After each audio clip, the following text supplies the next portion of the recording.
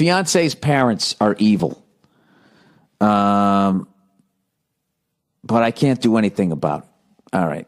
So I'm getting married this month. Super excited to marry the love of my life. Congratulations.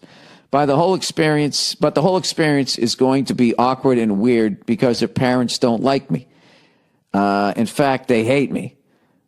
Oh, Jesus. I'll not give you the whole, what does she come from money and you're the f***ing Billy Joel?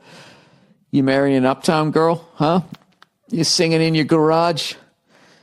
Let's see. I'll not give you the whole convoluted story, but the upshot is that they're conservative, upper class, highly successful Latin American business types, while I'm an Australian middle class lefty arts graduate. I knew they came from money.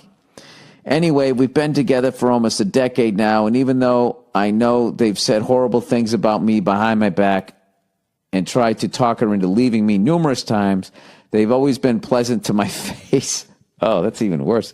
That said, there were a few years there where they didn't talk to either of us after we told them we wouldn't baptize the hypothetical children we still don't have, but we don't mention that. Okay.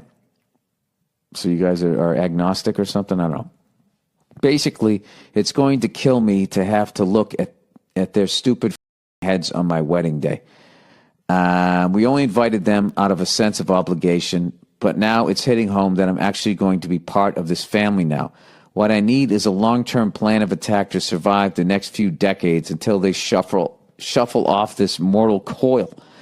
I know living a happy life with their daughter should be all the revenge I need, but if you saw her father's face, you'd want to give him the old right there, Fred, too. Guess I need some kind of middle ground. Any advice? Fanta nuts? I don't even know what that means. Go yourself, come to Australia. Imagine that's some sort of red nut over there. I have no idea. Joe Bartnick just texted me, said smiling like the butcher's dog. Good for him. All right.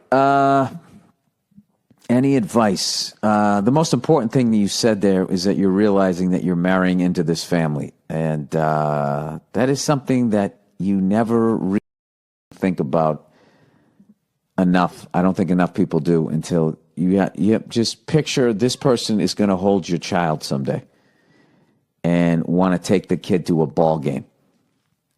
Or whatever. So there is that. But I don't know. The only way to do it, there's one way to do it. You could just try to kill the guy with kindness, or you could just sit down and look at the guy and just say, look, man, who's kidding who? I know you don't like me.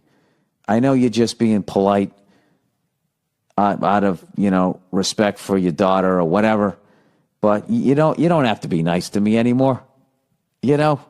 We can see each other on the holidays or whatever. Anytime you want to come over, don't say that. Don't say you know when I'm coming over. Jesus. That would drive me nuts if the guy was being phony nice to me. I would, at some point, have to say to the guy, listen, you don't, maybe just say that. Go out golfing with the guy and just say, hey, listen, man, I don't want to be any more of a thorn in your side than I already am. Just know that you don't have to pretend to like me. Okay? Walks off the first tee. I got to be honest with you, dude. I don't know what to tell. These are tough ones, man. This is really. How close do you live to them? That's another one. If you guys live a state away and you only see them 3-4 times a year, you can tough out a couple of weekends. You know what I mean? However, if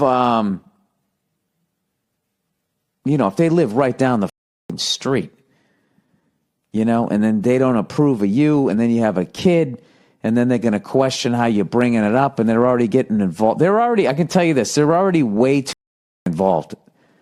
All right? This is the deal. You can say whatever you want about whoever your kid's dating until they get married. Once they get married, you got to back off, unless it's obviously something horrible.